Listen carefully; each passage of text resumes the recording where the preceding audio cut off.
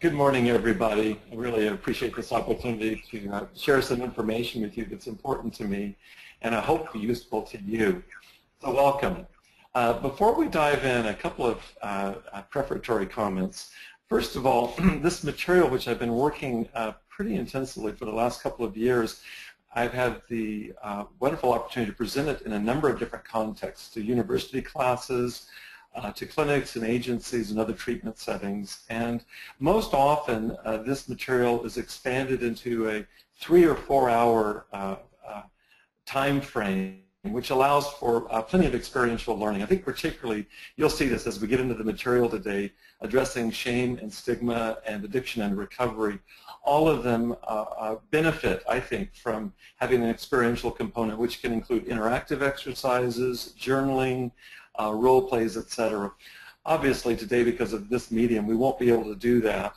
And so let me suggest this. If you find this material valuable, today will be the condensed Reader's Digest version of the material, where we'll focus mainly on content, on information. If you find this piques your interest, I'd welcome you to be in contact with me, and I can connect you to presentations that I have coming up. I have several coming up in the next weeks to different agencies. Salvation Army has invited me to come in and presenting to both their clinicians and their clients. And if you happen to work in a treatment setting where you would find benefit of me coming in and meeting with your staff and or your clients and their families, I'm very happy to do that. As you'll see as we get into this material, I care deeply about this material, and I hope that you do and will as well. So that's the first comment. The second comment, introductory comment, is that I believe that many of you will not be new to much of the material I present today. And so if you are new, then wonderful. Take notes, and I understand that this video will be available afterwards, and you can review them, and that's great. But for those of you that are well familiar with addiction recovery and shame and stigma, and even neuroscience, the neuroscience of addiction or addiction in the brain, what I'd suggest that you do, might be helpful to you, I do this when I go to presentations, is adopt what's referred to in the East as beginner's mind. And by that, I take in this material and see if you can find a way of weaving it into your own experience, into your own vocabulary, such that you could present this to your clients and their families, as well as fellow staff members. In other words, take what you know by heart and mix it with what I present today and see if you can come up with your own kind of original presentation. And I think you'll find it useful then. Even if you're familiar with the material, you won't have heard it presented quite this way, and then find your way to create your own voice with this material. So thank you. And with all of that, let's dive in. I want to start today with a brief story. And then I want to share with you some research that's just come out, just hot off the press. So first of all, this story. Recently had the chance to speak to a woman who's the wife of a minister, and she was sharing with me how it is that some time ago she had begun to drink a little bit of alcohol at night in order to kind of take the edge off, to be able to relax and go to sleep. And soon enough, she began to develop a tolerance for the alcohol. That is, that she needed a little bit more and a little bit more in order to achieve the desired effect, which was to relax her and help her go to sleep. And then flash forward a little bit further, and she found herself to the point that she was chemically quite dependent on the alcohol to not only sleep but also to relax, and then increasingly just to manage her emotions, her moods, and so on. So in distress, she came to her husband, the minister, and said, "Honey, I'm so sorry. I am such a loser." And her husband, out of compassion, I believe, responded by saying, "Darling, you're not a loser. You're an alcoholic." To which she responded, "Oh, I would so much rather be a loser than an alcoholic." And so sit with the questions that that raises for you, just to begin with, okay? We'll be coming back to this story. And now, secondly, let me bring to you some research that I've just reviewed in the last few weeks, and I'm happy to bring it to you. It's a May 2014 study called the Faces and Voices Recovery Campaign Survey. It's the first comprehensive nationwide study here in the United States looking at stigmatizing attitudes towards addiction. Now, we'll be defining shame and stigma in much more detail in a few minutes, but take what you know right now about stigma and what you have undoubtedly experienced in terms of stigmatizing attitudes towards addiction. Here's the first study that's looked at that on a national level, and in particular looked at the impact of that stigma upon addicts and their families, particularly as regards to their seeking treatment. So here's the first study that's looking at stigma and its impact on people getting help. 2/3 of respondents to this study, it was a huge study, 2/3 of respondents endorsed that they have at least one family member who is currently addicted. I don't know about you all, but that was a shocking statistic to me. 2/3 of respondents have someone in the family that's addicted right now to alcohol or other drugs. And then a second 2/3, there's some overlap here, a second 2/3 of the respondents said that if a family member were to be addicted, they, that is the family member, the other family member, the one who's taking the survey, that family member said they'd be too ashamed to talk to anybody about it. In other words, they wouldn't reach out for help. So 2/3 of family members, 2/3 of families have someone who's addicted, and 2/3 of respondents say that if they do have a family member that is addicted or were to have one, they wouldn't be able to talk to anybody outside the family about it because there's too much shame and stigma. So with that, you see the first slide. Our topic for today is looking at recovery. In particular, is there a way to approach recovery from addiction without shame or stigma? And then secondly, what I intend to do is to introduce some very basic facts from brain science, contributions from the neuroscience of addiction that might aid in that first goal, which is to find some way to approach recovery without shame or stigma. Now, why is all of this important? Let me introduce you to a few statistics that can help give a context for our conversation today about addiction and recovery. The Substance Abuse and Mental Health Services Administration, shorthand for that is SAMHSA, recently published a study in which up to 1 out of 2 therapy clients coming in to see a practitioner, any general practitioner, are currently addicted, and that is to alcohol or drugs. Up to 1 out of 2 clients coming in. Now let me just underscore this by suggesting that most clients coming in don't lead with that as being a presenting problem. So you have people coming in with the conflict in their relationships or conflict at work, or they're suffering from anxiety or depression. But 1 out of 2 of those clients, up to 1 out of 2 of them, are potentially addicted to substance coming in to see you, whether they say it or not. Columbia University did a massive study of the prison system in the United States and came out with this statistic, and some of you are familiar with this, that 80% of those imprisoned, drugs were involved in their leading up to their becoming imprisoned.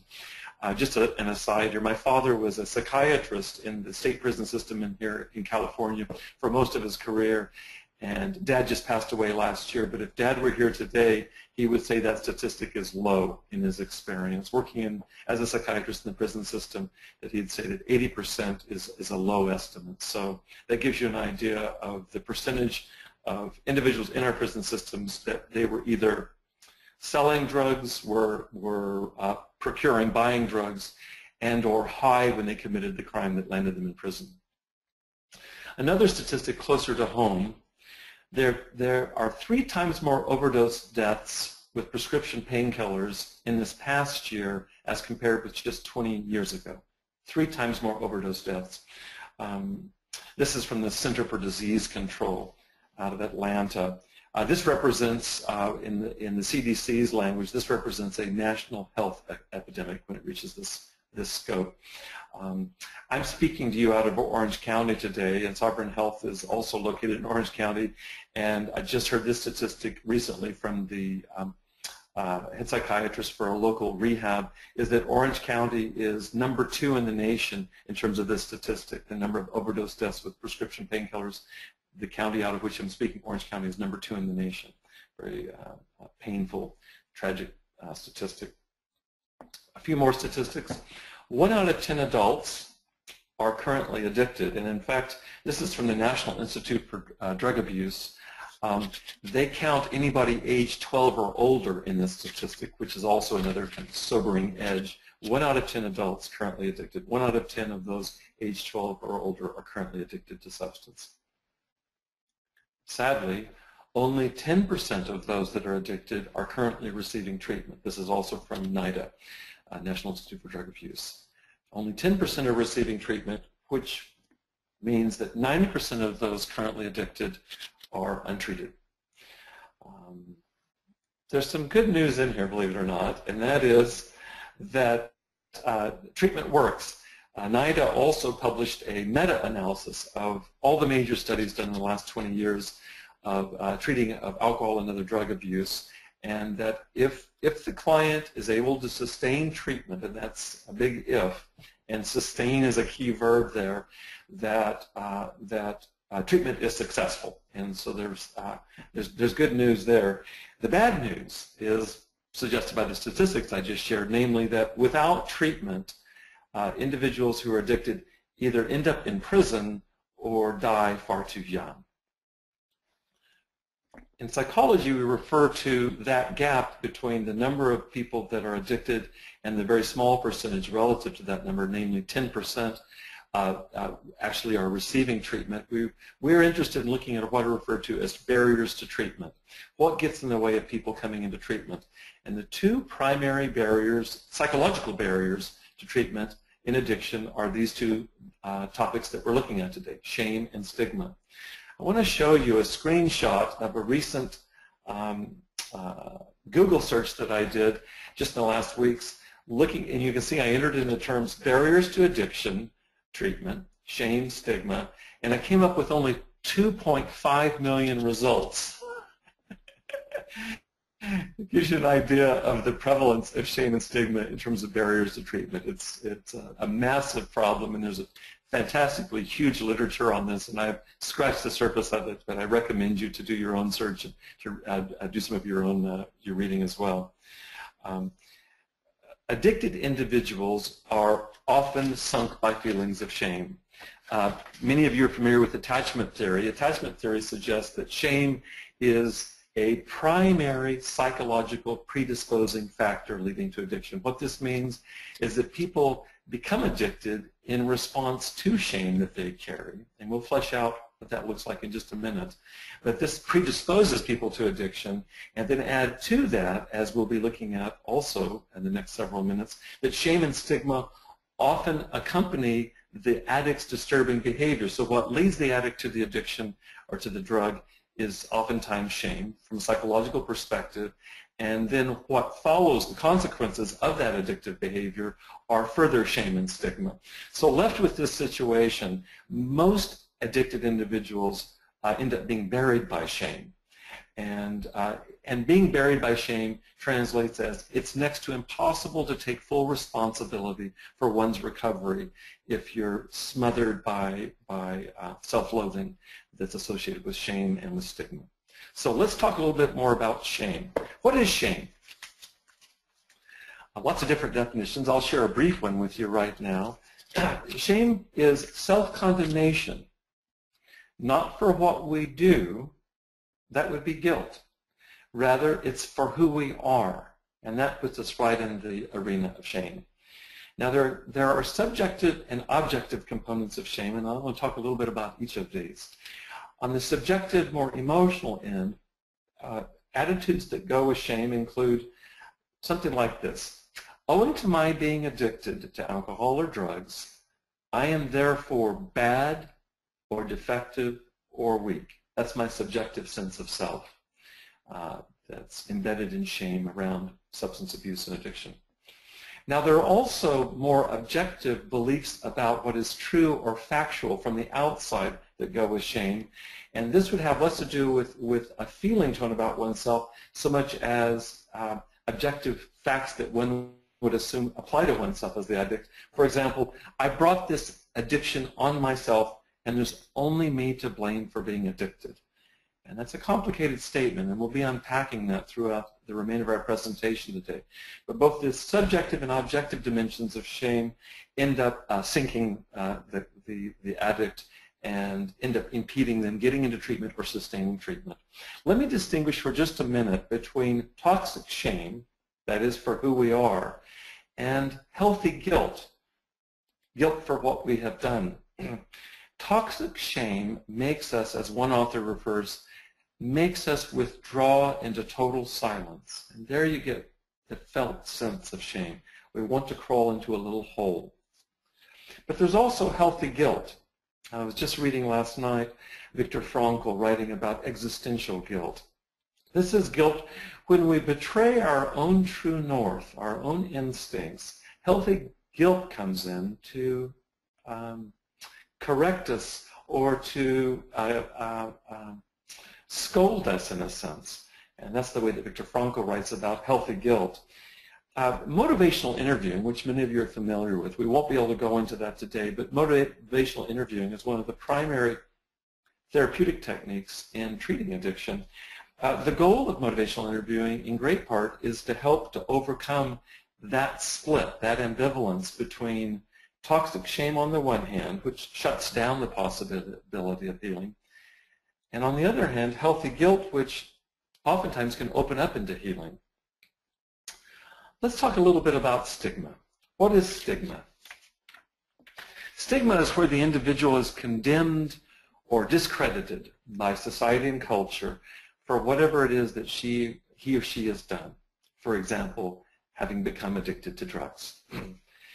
This is where others' reactions end up undermining your very foundation of any good feeling about yourself.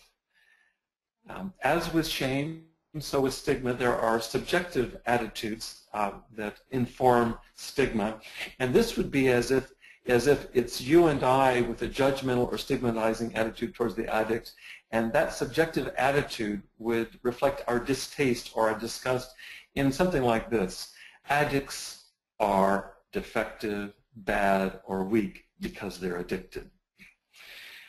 The more objective, factual side that goes with stigma are certain beliefs about that you and I might have towards the addict. For example, you as the addict brought this on yourself, and there's only you to blame for being an addict. That would characterize the objective beliefs that go with the stigma around addiction. I just read this quote about stigma. It's wonderfully written by a returning female Iraqi soldier who's a mental health sergeant. And I just want to read this to you. I just came across this, and I feel like it really captures, I think, the felt sense or quality of stigma. Stigma's power lies in silence. You remember how we talked about shame and withdrawing into total silence? Well, here we're talking about stigma similarly. Stigma's power lies in silence. The silence that persists when discussion and action should be taking place. Stigma paralyzes us. This silence one imposes on another for even speaking up on a taboo subject. Do you remember my citing that earlier research? You can't even talk about it. There's a taboo against even discussing the fact that someone in your family is addicted. Instead, branding that person with a label until they are rendered mute or preferably unheard. Very poignant and powerful. Let me make one further connection between shame and stigma. Recently I had an opportunity to co-author a book chapter for the American Psychological Association on shame, and in reviewing the literature of shame for this chapter, it was addressing shame in families. There's a synonym for shame that's come up increasingly in the psychological literature, and you'll get the connection immediately. Shame is oftentimes called self-stigmatization. It's a mouthful, self-stigmatization. And here is where, with self-stigmatization or shame, is where one has internalized external or societal stigma. One internalizes that, and that becomes one's reference point for one's own interior world, and we call that shame. Okay, so one key assertion throughout today's presentation is that the first step away from all that we just talked about, the negative feedback loop of shame and stigma that so oftentimes dogs the life of the addict and keeps that addict in his or her addiction. One key intervention is good information. And so I'll be providing information today about this topic, addiction in the brain, where left brain scientific information, neuroscience, can help to inform and I want to suggest eventually transform right brain feelings of shame and stigma. So the left brain informing the right brain can lead to a new outcome. Let me share with you my own experience these past couple of years of particularly intensive study of this topic. The deeper I went into the neuroscience of addiction in my studies, where addiction is seen as an empirically documented, studied brain disease, what I discovered was the less and less judgment and the more and more compassion I felt towards those in recovery. I wasn't expecting this. After all, I was studying science. But certainly, week by week, the deeper I went, each article, each book that I read, the more and more I began to be relieved of judgments that I didn't even realize I had. They were subtle or nuanced, but they began to come to the surface. In fact, I have to tell you, it was surprising and even shocking to me to discover that I still had buried down inside certain biases or knee-jerk kind of prejudices towards addiction and addicts. Even though that was so much of my work, it was humbling to me to realize this and liberating at the same time to realize that with more information, I was actually finding myself becoming more and more freed of the encumbrance of judgmental attitudes, shaming attitudes. What I'd like to do today for all of us is to create a safe space here and where we actually interacting in real time in a conference or a workshop. I would be utilizing exercises to get to this point, but I want to invite you to join me in creating a safe space so that all of us, at least internally, can honestly examine ourselves for any biases or prejudices that we may have inside, and actually that might get unearthed as we go into discussing neuroscience and addiction. The real bonus here for everyone is that my experience with this information I'll be sharing with you, just a few nuggets here. My experience is that when I share this information with individuals in recovery, virtually every single individual has expressed gratitude for this new information. I really believe without exception. And so my question to all of us is, what if teaching recovering individuals about addiction in the brain, in addition to providing key information on its own, and it's valuable information for any addict in recovery and for their family members and loved ones to know, what if in addition to providing key information, what if it also might help free the recovering individual from shame within and from stigma without? That's really our premise for today. With that, let's dive in. I want to give you a very brief overview of addiction in the brain, and by brief, I want to introduce you to 12 facts today. I'll be talking about 4 brain circuits or systems. I use those terms interchangeably, circuits or systems, and 2 key behaviors for each of those 4 circuits, which means it adds up to 8 behaviors. 4 circuits, 2 behaviors apiece, 8 behaviors, 4 plus 8 equals 12 facts. So my wish is that this could be simple enough that with a little rehearsal on your own, that you could organize these 12 facts and get them into your muscle memory so that when you're sitting with a client or a family member or a friend, a loved one, is that you'll have enough familiarity, that you'll know it enough by heart, that you could share these in an integrated, organic way in real time with whoever you're speaking to. So I wish for it to be simple enough that it's not so complex that you get lost or that your client or whoever you're speaking to who's looking into recovery, that they don't get lost either. So the goal here again is to help decrease shame and stigma by introducing some key facts from brain science and to increase positive treatment outcome goals. The goal here is successful and sustained recovery from addiction, and I'm hoping this information can help in that way. So as we move into talking about these 4 circuits and brains, I need to offer a few preparatory comments to begin with.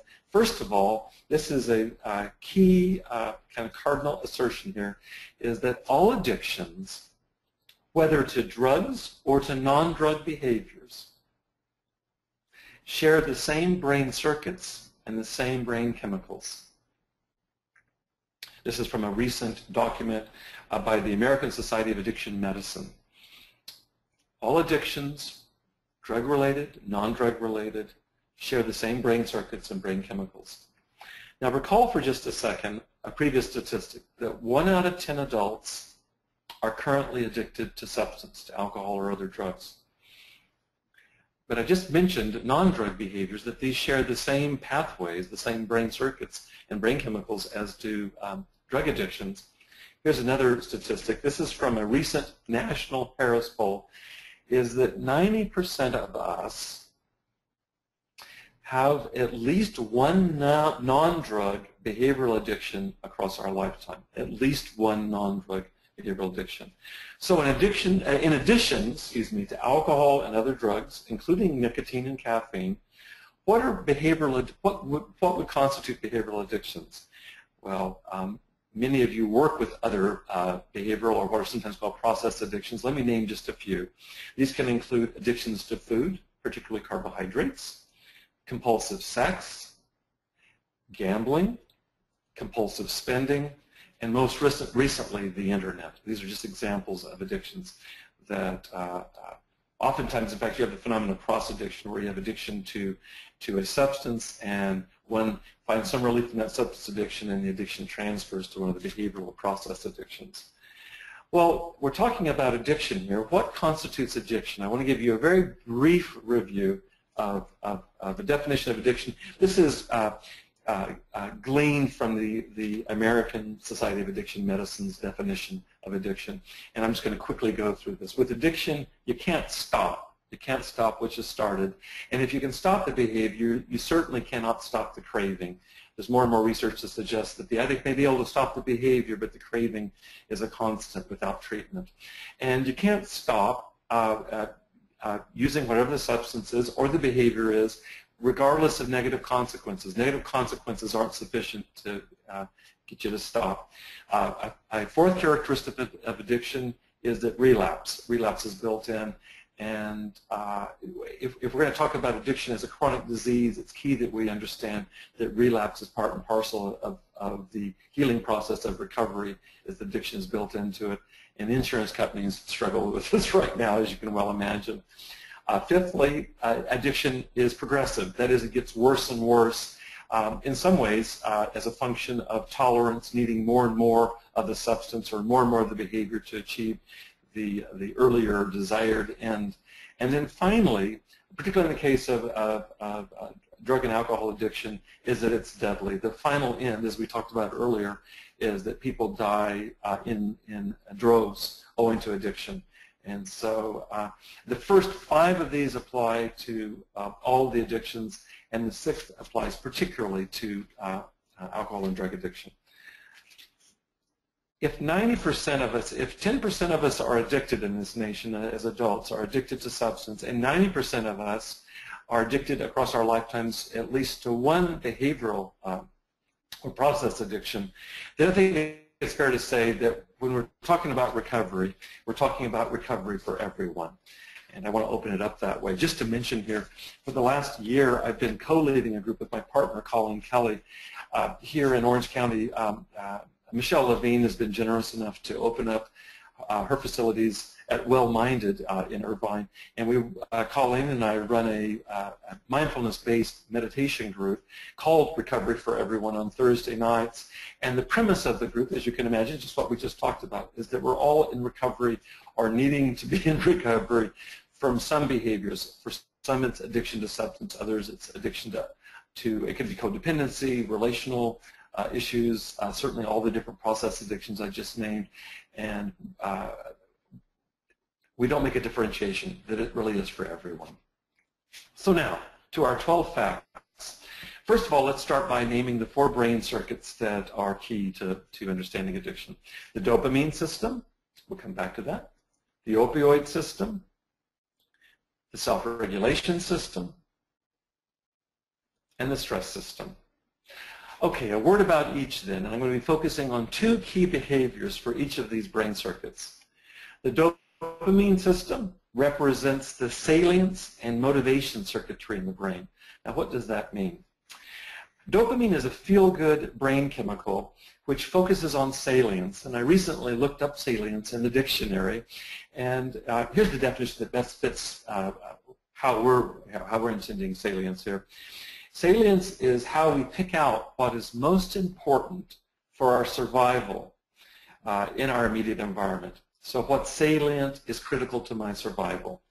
So it is that natural reinforcers that are essential to life for our survival, such as food and sex, trigger dopamine release in the brain. Since the performance of these survival-based behaviors is the very purpose of the salience and motivational systems in the dopamine circuitry. In other words, salience is what the dopamine circuitry is there. It's really there for survival's sake. Now the plot thickens, sadly. This same dopamine system is even more powerfully activated than for survival-based behaviors like food and like sex, more powerfully activated during the initiation of drug intake and other addictive behaviors. In fact, let me quote Dr. Richard Rawson from UCLA, who is studying the dopamine system in response to various substances, and he says this: if our natural sexual responses double our baseline dopamine level, so let's say your baseline level is at 1, sex doubles that baseline dopamine level. Bring in cocaine, cocaine nearly quadruples that dopamine baseline, which makes cocaine twice as pleasurable as sex, and you'll see that in your work with clients for sure. But let's take a look at methamphetamine, which is incredible to me, is that if cocaine nearly quadruples the normal baseline level of dopamine, crystal meth produces 12 times our baseline dopamine level, something not even close to our normal rewarding activities. In other words, how can our normal drives for survival behaviors such as food, we'll talk more about attachment in a few minutes, sexuality, how can they compete with something that's 12 times more powerful than a normal baseline dopamine level? The dopamine level, we'll be talking more about triggers in just a minute. The dopamine level is, the dopamine system is indeed hijacked by drugs. Dopamine levels are effectively trumped by much more powerful, even though they're artificial, they're much more powerful, have much more powerful impact on our dopamine levels than drugs do. So the dopamine system creates drug wanting or craving, which directs us to the drug over virtually everything else. Over all these other survival-based behaviors, drugs take over. And in fact, because of the overwhelming effect of the drug on the dopamine circuitry, the drug eventually becomes survival itself. It hijacks the brain. One final point on the dopamine system. Research now suggests that the existence of relatively few dopamine receptors to begin with, in other words, you start with fewer dopamine receptors in your brain, may be one of the key genetic precursors to addictive behaviors.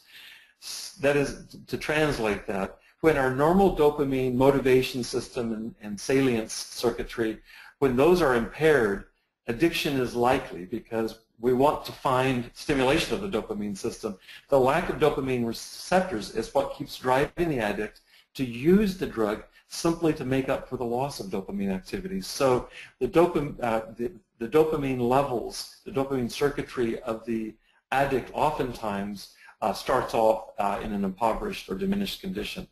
It's for this reason that the addict compulsively seeks some way to regulate and normalize his or her brain. That's the dopamine system. Let's talk about the opioid system. The opioid system represents the pain relief and attachment circuitry of the brain. The opioid system is a key component, just like the dopamine system, in our experience of pleasure, especially as opposed to pain. If dopamine circuitry is about drug wanting and craving, the opioid circuitry is about drug liking. It's about pleasure. Plus, our brain's opioid circuitry is directly tied to our survival-based connection to others, especially to our primary caregivers. And I want to be talking about that in terms of attachment in just a minute. Virtually all of us know about the opioid system and endorphins. Endorphins are there for pain relief. These are the brain's natural narcotics. Fewer of us know about the connection, the inextricable connection between the opioid system and attachment. We'll talk about that more. So what do you already know about endorphins? I work at California Southern University. One of my best friends there is a marathon runner here in Orange County. In fact, he's the best in his age group here in Orange County. And he talks to me about, Tom talks to me about the marathon runner's high, which has to do with the release of endorphins. Endorphins, they resemble morphine and other opioid drugs like heroin or OxyContin. In fact, our brain receptors for endorphins are the exact same receptors as those that are commandeered by opiate drugs. Both endorphins and heroin soothe pain, physical or emotional. Even more crucial than the soothing of pain, however, and now we're getting into attachment, endorphins enable the emotional bonding between mother and infant. Both mothers and infants experience the influx of endorphins in caring connection. This is essential for the infant's protection and survival. Imagine if the mother and infant don't connect. If one or both of them have a depressed endorphin response to one another, that disconnection could in fact prove lethal to the infant. So it's not too much to say that the opioid system, as with the dopamine system, is grounded in our survival. In addition to the mother-infant bond and attachment, endorphins are responsible, as with the runner's high, they're responsible for all of our experiences of joy, or what psychology calls euphoria. The higher the endorphin levels, the greater the euphoric feelings. Now, if that's the good news about endorphins, the bad news is that in study after study of addicts, normal baseline for activity of opioid receptors is found to be significantly diminished. You study addicts' brains, their opioid receptors have been pruned, is the term. The brain is flooded by dopamine and opioid release with drugs, and as a result of ingesting those drugs in an overwhelming bath of opioids or endorphins, the brain naturally regulates itself by pruning the receptor sites for both opiates and for endogenous opiates or endorphins and for dopamine. So you have this radical reduction in the normal baseline of pleasure, including just the basic pleasant mood of feeling at home inside our own skin. All of this is compromised by drug use. And this is directly correlated then with an increasing need for alcohol and other drugs, as well as other opioid-stimulating behaviors. We talked about compulsive eating or sex or gambling. These all stimulate endorphins. That there's an increased need for these owing to the fact that you have a depressed opioid release going on in the brain. You have to take in either substances or behaviors that are highly stimulating of opioid release in order to feel even close to normal. To summarize then quickly, our opioid systems provide the exact entry point for drugs into our brains. Our brain's opioid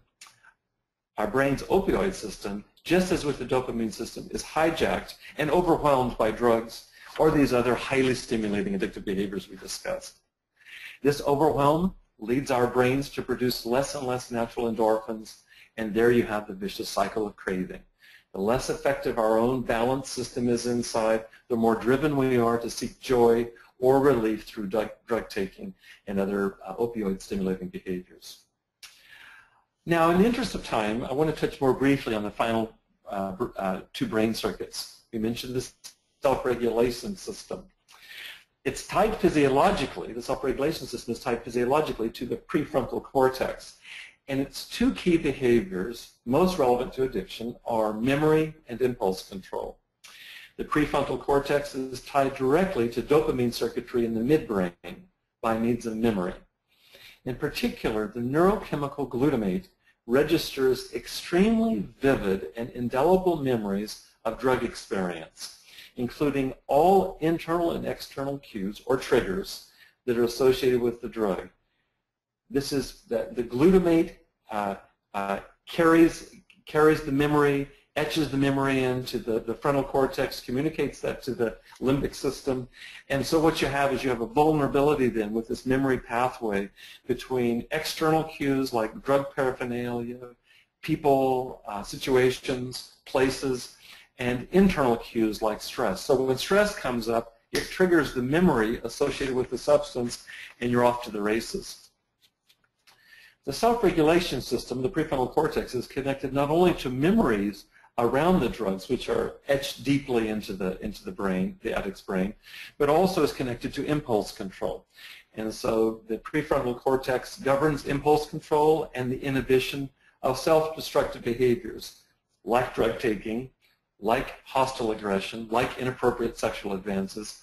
All of these originate in the limbic system. The frontal cortex is able to hold that in containment until it's compromised by the introduction of drugs.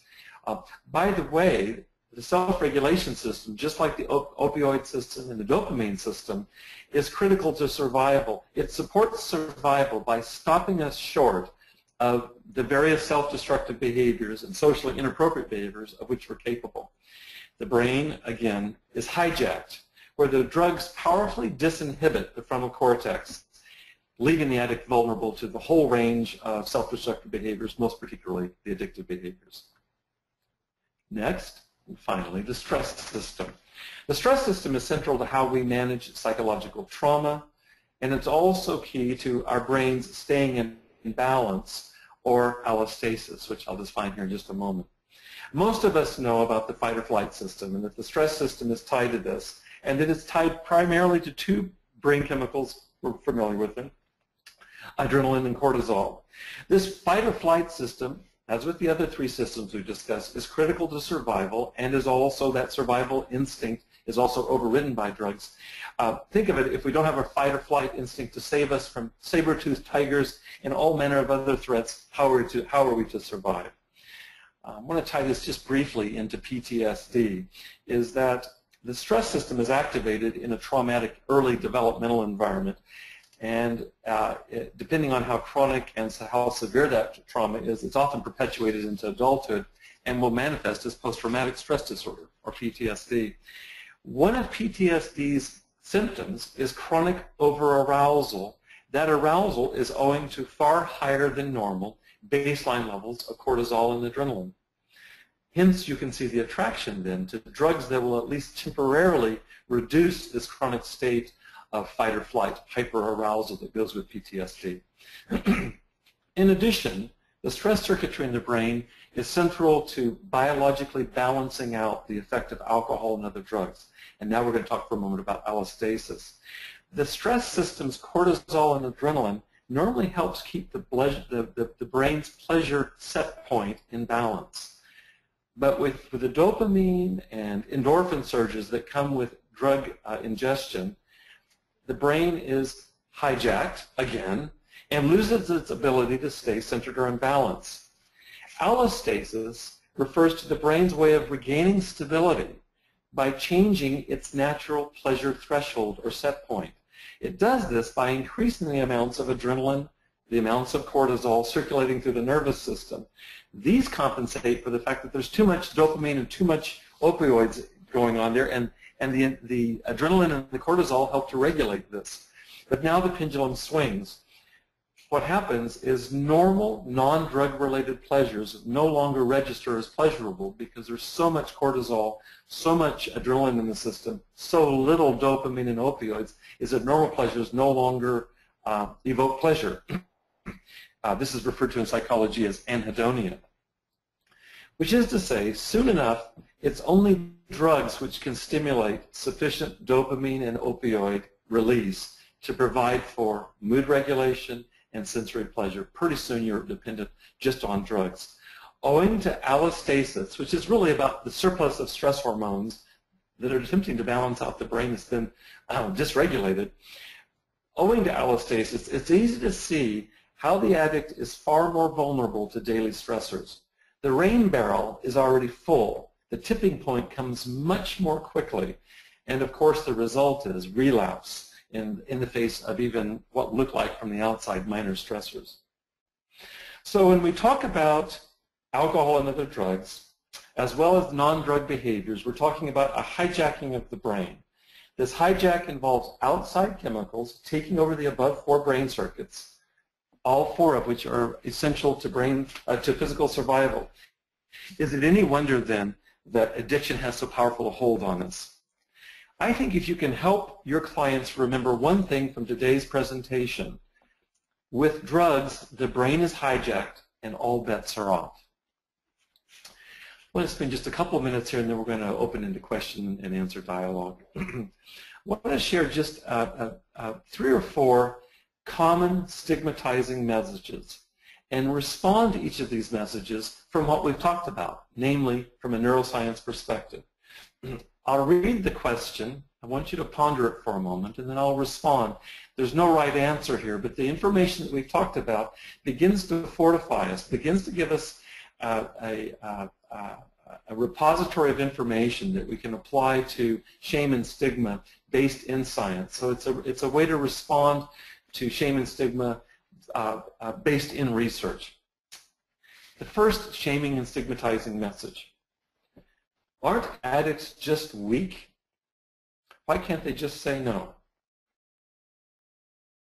In the context of all that we've been talking about today, a person may start to take drugs voluntarily, but as time passes and the drug use continues, that person's brain is radically changed. We've talked about how that goes.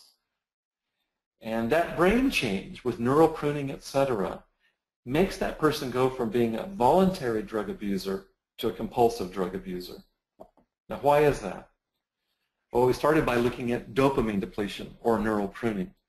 Here the individual experiences a radical impairment in the ability to feel even close to normal without the presence of drugs in their body or brains.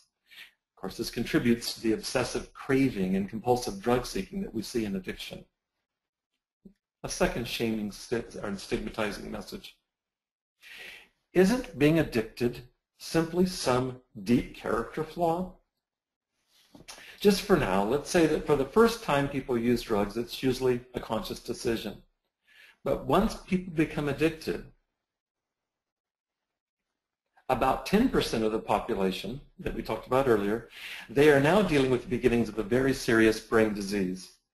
Once having been exposed to this chemical cascade of pleasure in the brain, the dopamine circuitry, the opioid circuitry, neuroscience makes it very clear that I don't care how ethically or morally upright that individual was before taking drugs, that individual will very likely fall prey to the long-term effects of the drug of abuse on the brain.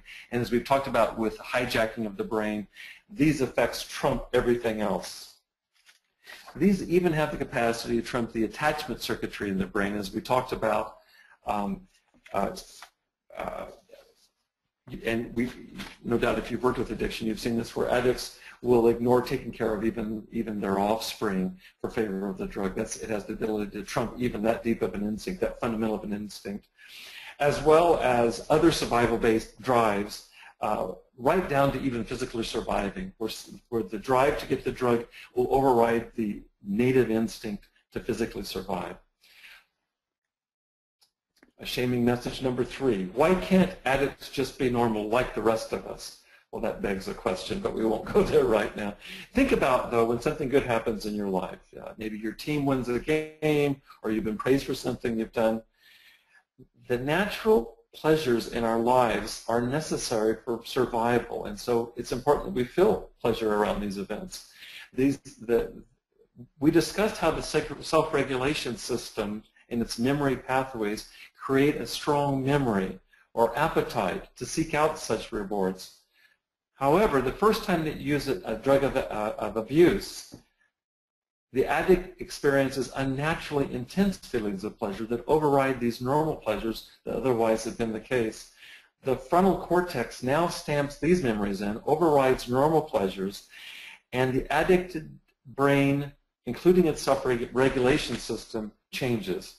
In a word, and our mantra today is the brain is hijacked.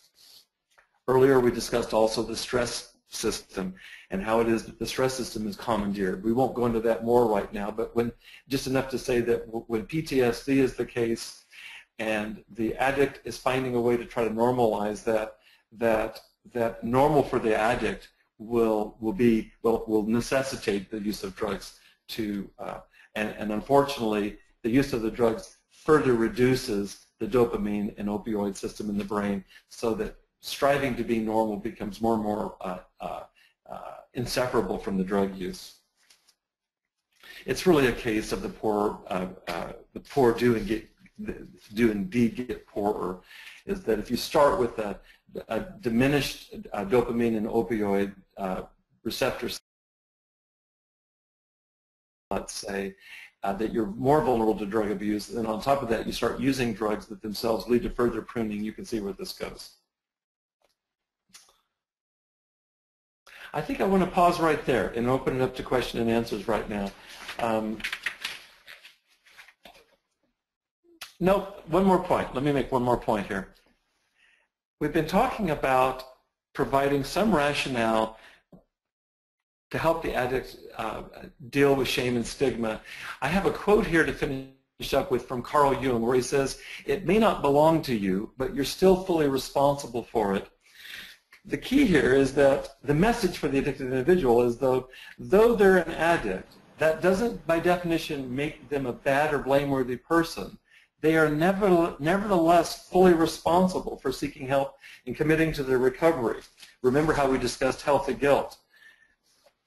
What we're suggesting is the only way for the addict to really seek help is to be relieved enough of shame and stigma which paralyze seeking help in order to get the healing that they need, and that would be from those of you in the audience.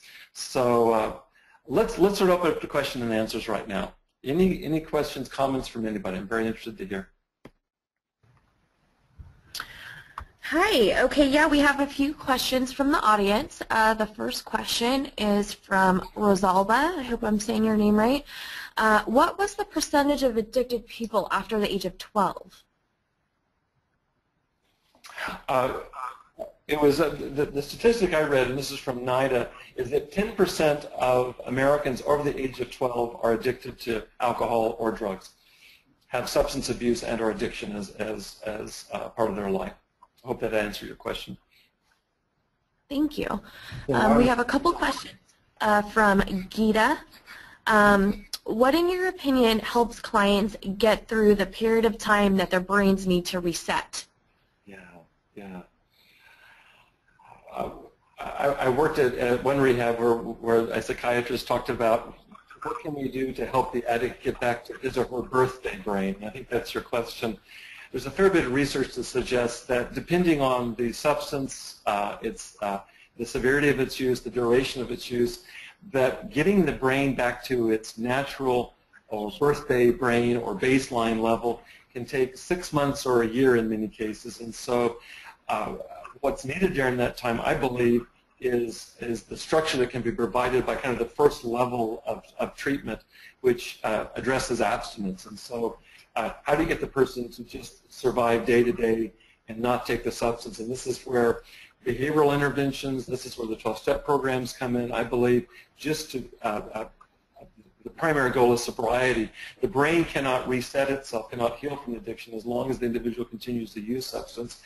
And it takes an alarmingly long period of time oftentimes for people to regain their mental faculties, their emotional well-being and balance, and get their lives back again. So that'd be my initial answer. Is the key is to get that person into a program of treatment that focuses on sobriety, and really to apply what I've talked about today is that if that individual can externalize their problem to being, I've got, in addition to other ways of looking at addiction, I've got a brain disease that has got me, and I've got to apply all my resources to sobriety to overcome this brain disease. Is that if you can go that route rather than the direction of shame and stigma, you're a big step towards getting back to the birthday brain.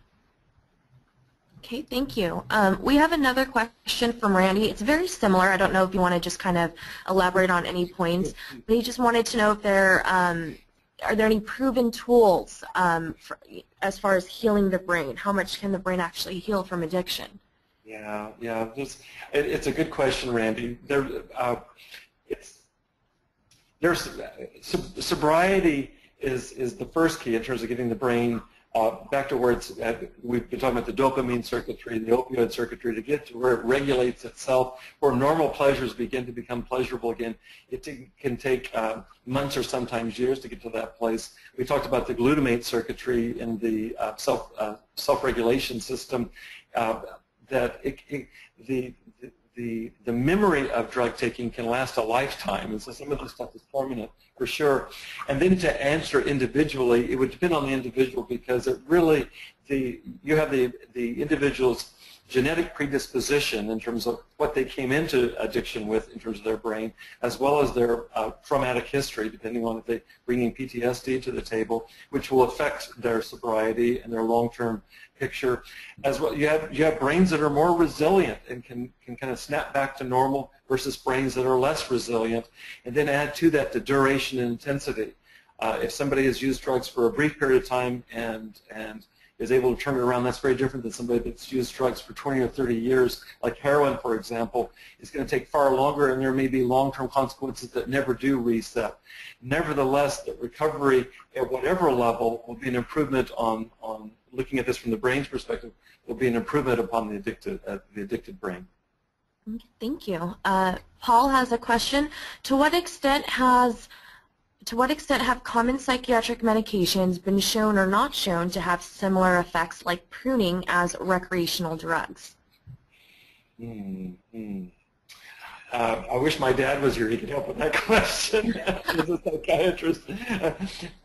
My understanding of, for example, the SSRIs, the selective serotonin reuptake inhibitors, commonly prescribed antidepressants, as part of what they do is they help to compensate for serotonin and dopamine depletion in the brain, and so they provide a temporary kind of stopgap to kind of fill in what's missing in the brain. And for my own view of this, and I got to say this since my dad was a psychiatrist, is that part of recovery may very well involve psychiatric medication that is controlled and contained, doesn't involve a tolerance, doesn't involve withdrawal symptoms, in order to help regulate that brain, with the goal of eventually becoming free of the medication. So I think it can be a helpful adjunct for sure. That's not my front yard because I'm not a prescribing physician, but I hope that helps a little bit with your question. It's a good question. Okay. Kiana has another question.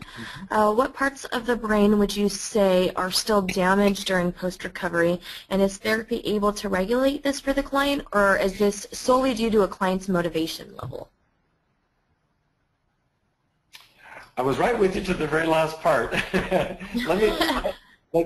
hope that I can cover the last part. I was right with you with it.